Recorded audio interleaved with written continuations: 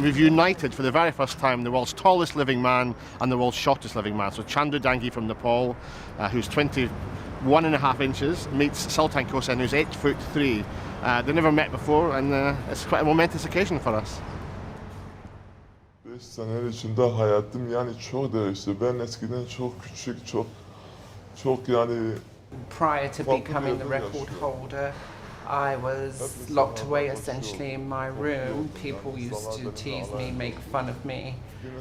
But since becoming the record holder, my life has changed significantly. And I've learned to accept myself, and having learned to accept myself, people accept me too. I'm so pleased. It has opened the door to sort of meet many people, and the love they actually give back to him is immensely important to him.